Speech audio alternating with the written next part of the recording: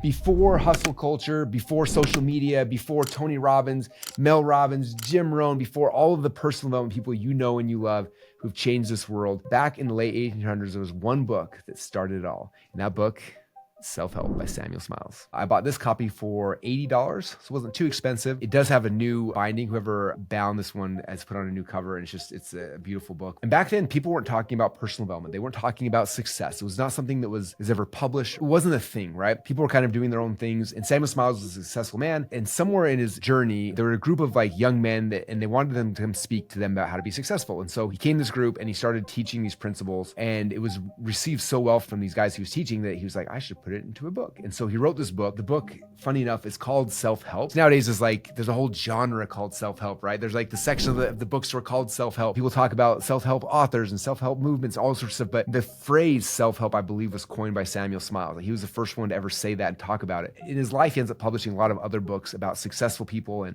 how they found success and stuff like that. But this book, Self-Help, is special, not just to me, but hopefully to everybody here that has ever had success or ever had personal development change their life. Because after he wrote this book, he sold a bunch of them and then he passes away.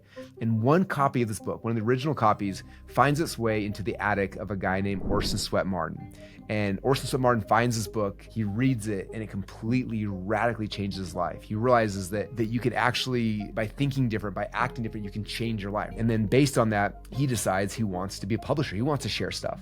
And so he started writing a bunch of books, wrote a bunch of things, and eventually Orson Swett Marden wrote a magazine, you may have heard of it, called Success Magazine. He launches this Success Magazine, it gets published all around the United States and literally transforms our country from the ground up.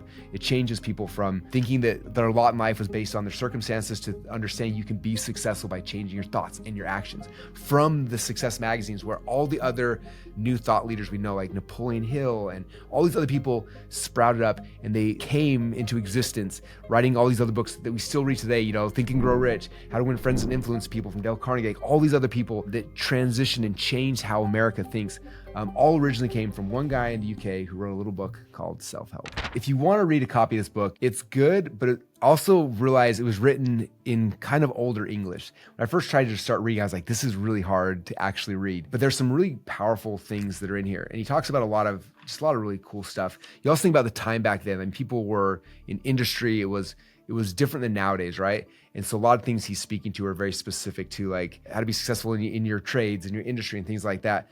But one of the things that I think was really interesting and really powerful, when he gets to chapter 7, he starts talking about models. And this was fun for me because when I first started learning personal development, obviously the person in our era who is the king of it all is Tony Robbins. And I went to my very first Tony Robbins event called UPW. We got to walk on fire. It was so cool. And one of the things that Tony said that had such a profound impact on me, like it's something that I realized later I'd done it in areas of my life where I was successful. I had done it in wrestling. I'd done it starting my business, but I didn't know that was like the secret until he said it, right? He's talking about modeling just like Samuel Smiles was here in Self-Help. But what Tony says, he says, if you want to be successful in anything, find someone who's already had success in that thing and then model it. I realized it's like, oh my gosh, that's the big secret, right? Like we keep thinking we have to rediscover, reinvent these things or figure out how to do, how to be successful, how to make more money, how to lose weight, where it's like people have already figured these things out. And so if you know you want to be successful, you have to find someone who's already had success in that thing and then model, like just follow them, go work for them, go be around them, like whatever it is, because as you're around other people, that's how you'll become more successful and you'll start thinking like they do and start acting like they do. And so in this book, he's talking about modeling and the power of it. In fact, after he wrote this book, he published a book series called The Life of the Engineers. Nowadays, we don't study engineers typically, but back then they were the industrialists. They were the ones who were the most successful, making the most amount of money, right? So he interviewed these different engineers and he'd write books about their lives specifically so then he could give it to people and they could read it. Because most people back then, they didn't have the internet, they didn't have TV, they didn't have these things to learn about how other people were successful. So he was taking these people's lives, documenting them and then putting them in a book format so someone else could read it and be like, wow, I didn't realize that's how that person thought. I didn't realize that's what they were doing. And then it gave people the ability to model because he was writing these books and giving it to them in a way where he was able to hand these these success stories over to people. I think that's one of the things that we probably take for granted a lot nowadays is the fact that we have so many different people who are successful we can look at, we can see them online, we can read their books, we can do all sorts of stuff. But back then it wasn't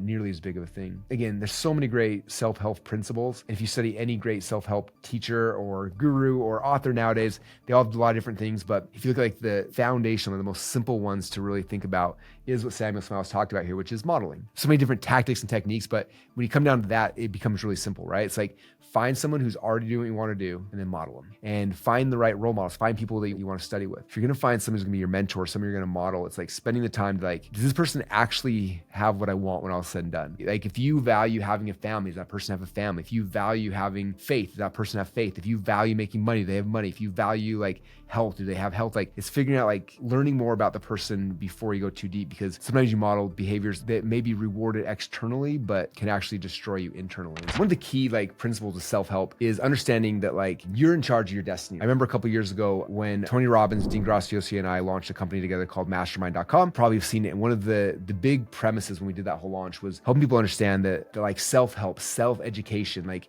is the most powerful thing in the world. It used to be back when our parents were kids that the way you were successful in life is you'd go to school and you get an education, you learn a skill set, and then you give a job and you work for 100 years, then you'd retire. Where nowadays it's not that way, right?